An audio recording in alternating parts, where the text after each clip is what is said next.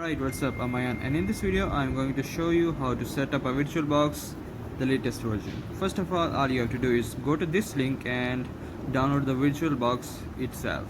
I will provide the link in the description and you can go there and download it for yourself.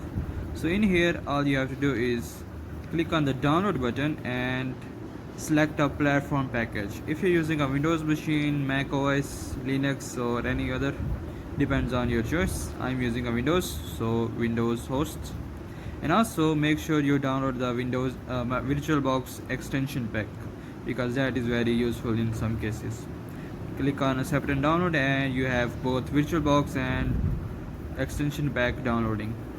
So in my case I am going to be installing Kali Linux in there. So to download Kali Linux all you have to do is go to this link and here there is a download button. Click on that and you will be presented with options. So there is a pre-built image of virtual machine, but we are not going to use that. We will be using the installer image because that's the one that you should be using, and simply download the offline installer. Now all we have to do is wait for this download to complete and then we will be right back.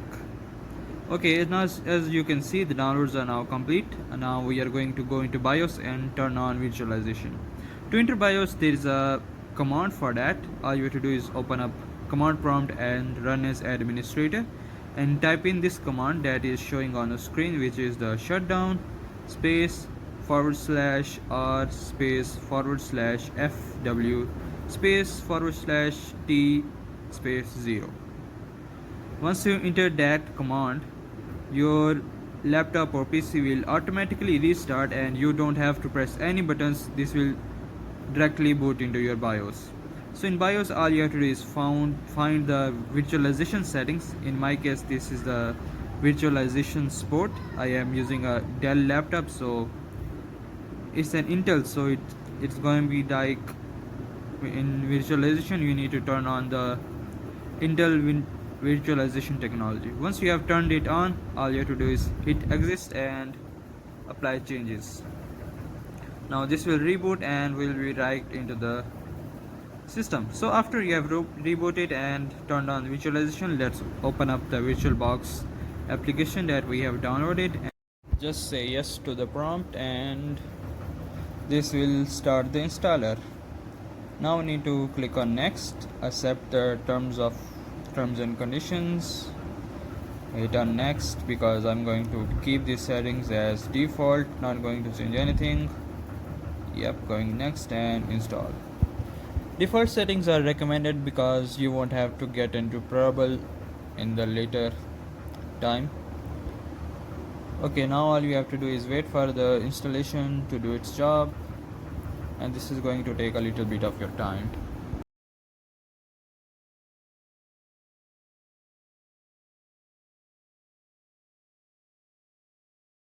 Okay, so our VirtualBox is installed. Let's open it up.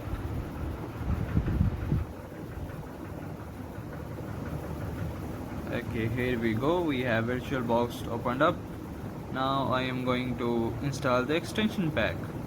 So there are several ways to install the extension pack, but the best one is to just close the VirtualBox and double click on the extension pack. This will automatically open up in VirtualBox. Click on install, read through the agreement if you want to and hit I agree, and now you have extension pack installed. Now let's go ahead and install our virtual machine. So once you need to click on the new button and here we are going to select our OS. Okay, here we go. I have selected my Kali Linux. Let's open it up.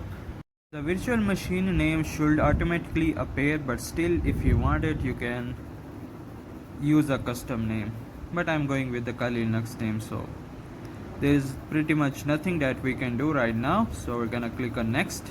Here we need to give some specifications. So as long as you stay in the green zone, that's good, but sometimes you have to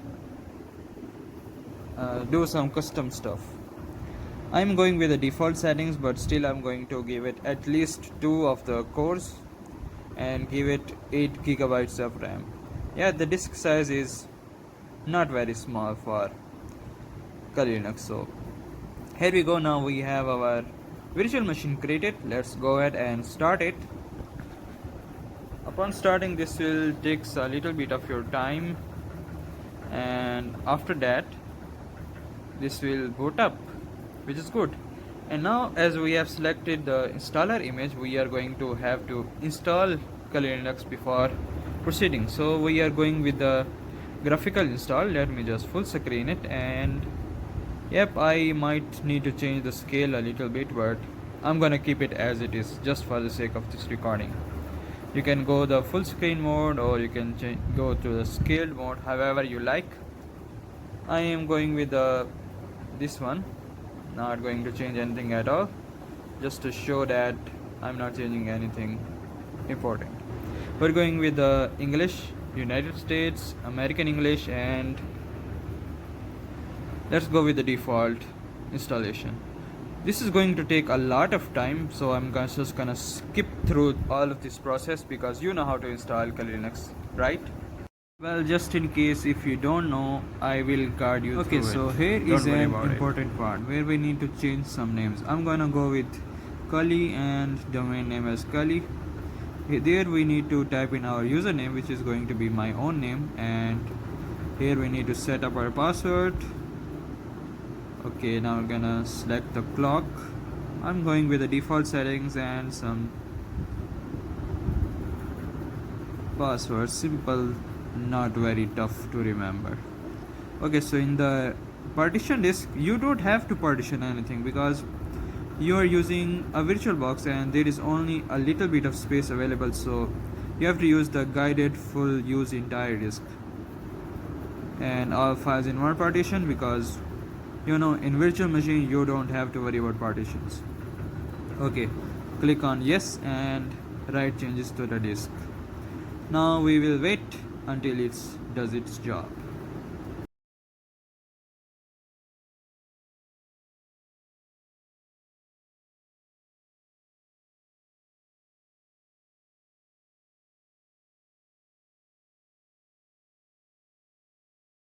So at this point you get to choose your desktop environment as well as the collection of tools if you want or not. I am going with the minimum installation approach, so I'm not going to select any of these, but we are going to select the Kali's default desktop environment. Otherwise I would have preferred GNOME. Okay, now let's wait for it.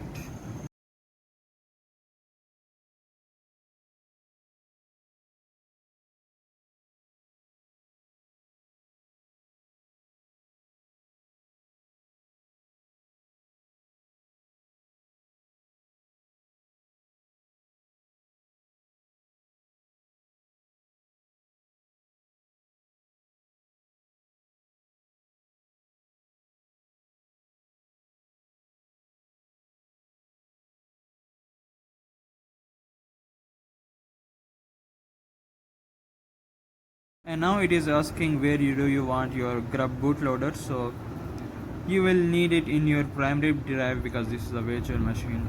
No need to worry about anything. Just say yes and hit continue like this, and select the one that is showing up right here.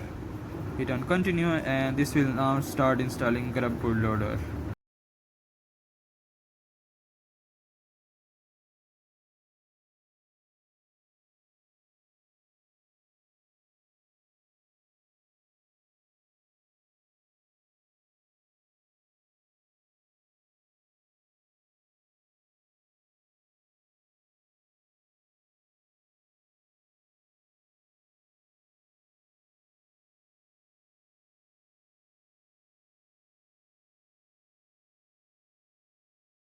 Okay, here now we have our Kali Linux installed in our virtual machine. Just going to type in the username and the password that we created during the installation and wait for the desktop environment to load up.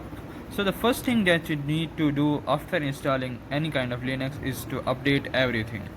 So in order to update everything, I am going to open up the terminal and right here. Let me get to the full screen mode. Okay, just type in sudo su to get the root access. Type in your password, hit enter, and the first one is gonna be wrong, so type in again, and here we go. Now all you have to do is type in apt update. This will update all the packages. Okay, so all our packages are updated. Just type in apt full upgrade and type in y, hit enter. Now this will take some time to update stuff, so I'm just gonna skip it right to the best part. But before skipping it, I think I should get to the full screen mode. Okay, this is the seamless mode, not the full screen one. But still, seamless mode is also good. You don't have to, think that it is a virtual machine that you are running. This is great looking. Okay, now just skip the boring part.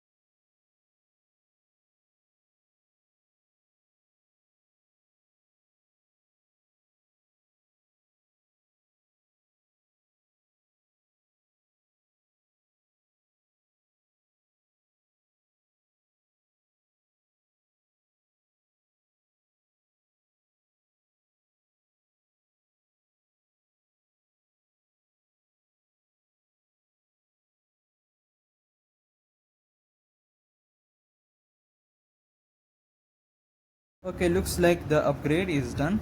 Let's just to make sure, we need to run these commands again. apt update, all the packages are up to date and everything is up to date. Very good, but we have to remove some useless packages, so we're gonna use sudo apt auto remove, hit enter and enter y and enter. Now everything is clean and working and is up to date. All the packages are up to date. There are no upgrades remaining. Everything is just fine. Let's close this terminal and here we go. So this is how you can use your, what is going on right now?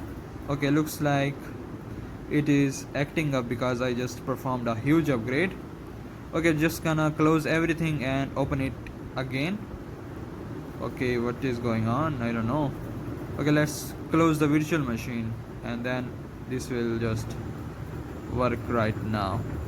Click on shutdown, and the virtual machine is turned off. And looks like, here we go. Okay, something is not right. Like this happens sometime if you perform a huge upgrade for the first time after installation. These are some bugs that can be fixed. Okay, here we go. The virtual machine is now powered off. Let's try and start it up again just to make sure that it is working fine, or if there are any more problems with it. Okay, it is working fine. No more problems there. Okay, grub is loading and we have, let's just make it full screen. Okay, the full screen is not good. Is this because of the grub bootloader? Yeah, I think this is because of the grub bootloader. Okay, this will take some time to load. Yeah, if you drag your mouse to the end, you will see more options for full screening and other or whatnot. Okay, let me just see what else I need to change.